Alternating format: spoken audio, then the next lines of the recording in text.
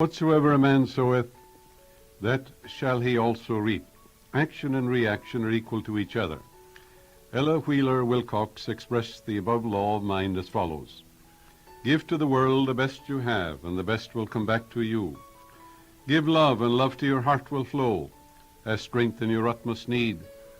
Have faith, and a score of hearts will show their faith in your word and deed.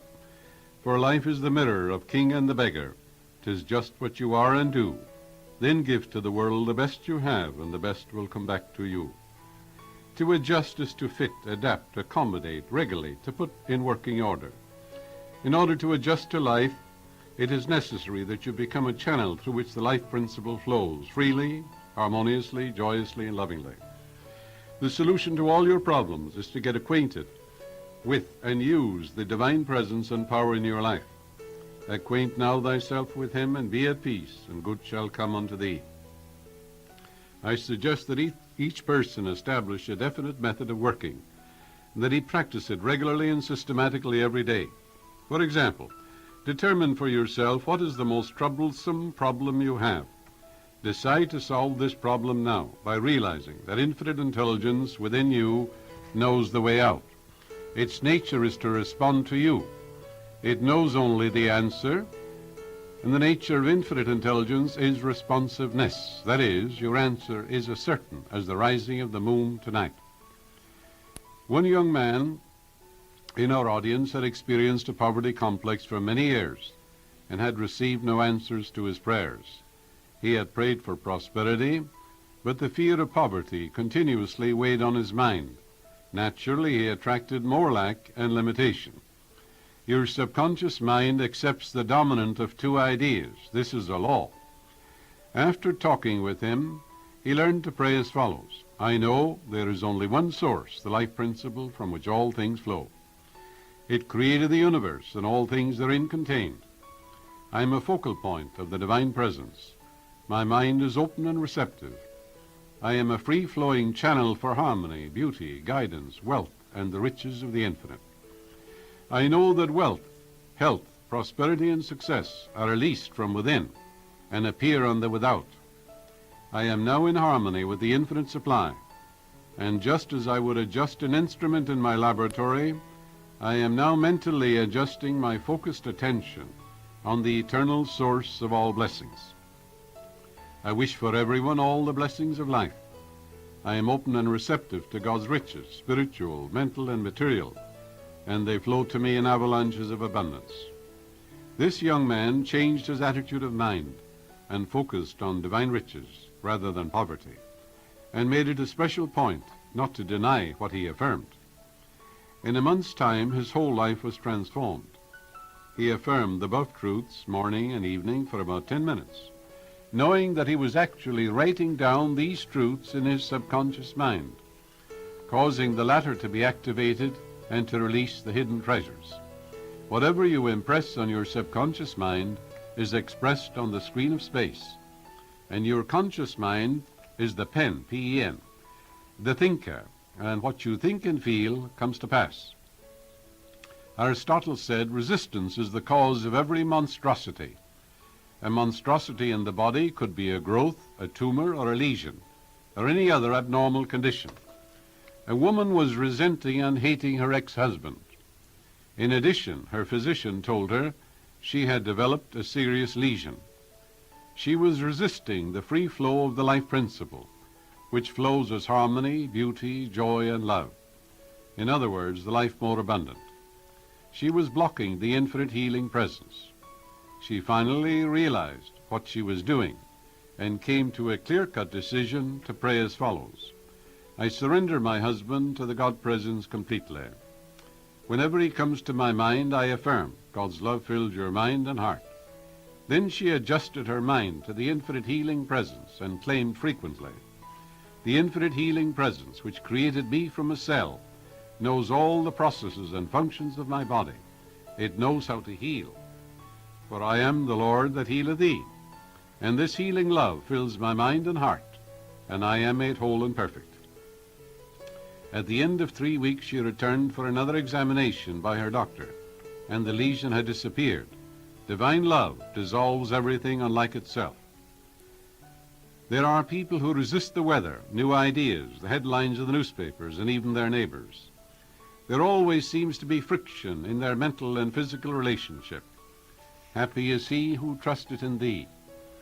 Adjustment takes place in your own mind when your thoughts are harmonious, peaceful, loving, and based on eternal verities. In other words, when you get along with yourself, you will be able to get along with others. If your habitual thinking is based on resentment, fear, ill will, hostility, self-condemnation, you will project your hostility and animosity onto others, and you will experience very poor relationship in your business, home, or professional work. Learn to be pliable, flexible, and adjustable.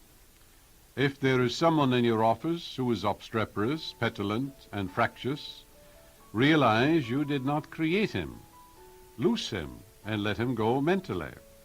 You're not responsible for his warped or twisted mentality, and you should realize he has no power to disturb you. It is always the movement of your own thought which disturbs or annoys you. Marcus Aurelius said 2,000 years ago, if the cucumber is bitter, don't eat it. Very simple, isn't it?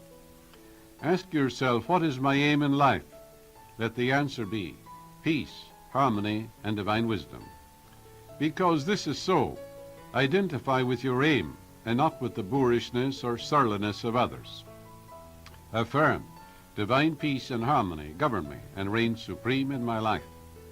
When you mentally and emotionally identify with your spiritual aim in life, nothing in the external world disturbs you. Stop giving power, prerogatives, and privileges to people who have no power. No one disturbs you but yourself. It's a movement of your own thought, your own emotions, your actions and reactions. They all take place in your own mind. Have you ever noticed the way water flows according to the line of least resistance? You may have watched a stream flowing down from the mountain. It never quarrels, fights, or resists the rocks, boulders, or obstacles in its way. The water goes around the boulders or flows over them and eventually finds its way back to the ocean. All the stumps, stones, and trees disappear or wear away, since nothing can seriously impede the flow of the streams back to the ocean. You are a river of life, and your purpose is to meet challenges, difficulties, and problems, and to overcome them.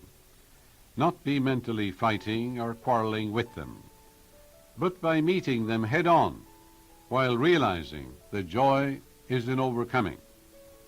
Say to yourself, the problem is here, but infinite intelligence within me is here also. It knows only the answer. This problem is divinely outmatched. I will grapple with this problem courageously, and through the wisdom and the power of the infinite, I will overcome. With this attitude, you will become victorious, and you will move onward and upward. An engineer whom I know has a wonderful technique for meeting what he calls so-called insuperable obstacles. His constant prayer is, the streams of life, power, wisdom, intelligence, joy, and peace flow through me like a golden river, revealing to me everything I need to know and giving me the strength to complete all assignments in divine order. He has made his adjustment with the life principle, and he has completed every assignment in divine order.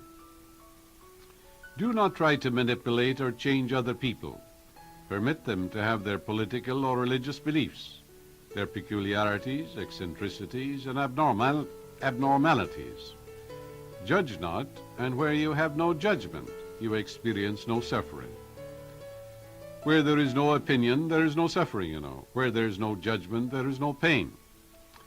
Establish the right relationship to the life principle by realizing the life principle is always seeking to express itself through you as the life more abundant.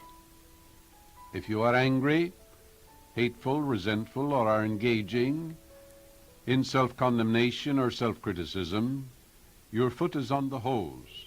and the waters of life do not flow through you. These negative emotions get snarled up in your subconscious mind and have negative outlets, such as mental and physical disorders. Become an open channel for the divine presence. Realize you're a focal point of the divine life, and like an electric bulb, you are here to let your light so shine before men that they see your good works, thereby glorifying and revealing your faith in the infinite intelligence and infinite power and infinite life principle within you. A lonely person has shut out friends from his life. He is not in tune with the infinite, and usually is nursing some psychic trauma, saying to himself, I have been hurt before. I will not get friendly with people, lest I get hurt again. All this is foolishness. Every person is an epitome of the divine.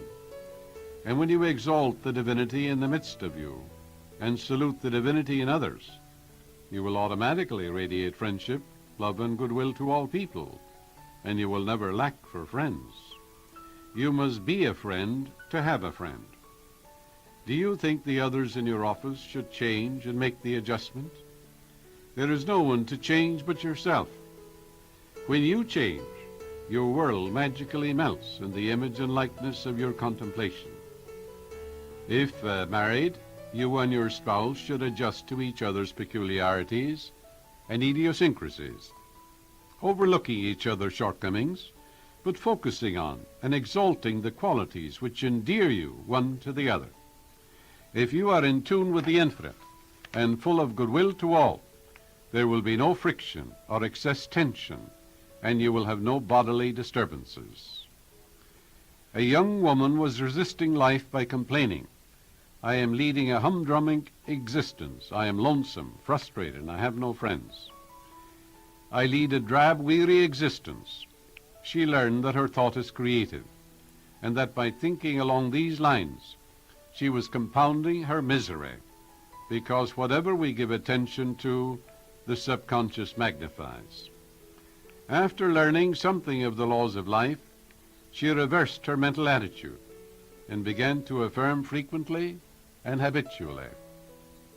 I am happy, joyous, and free. I am loving, kind, harmonious, and peaceful. I sing the song of praise and joy in the Lord, which is my strength. For the Lord is that lordly power within me, my mind, my spirit, which created me, the invisible part of me. She realized that whatever she attaches to I am, she becomes, which is an age-old Hindu truth.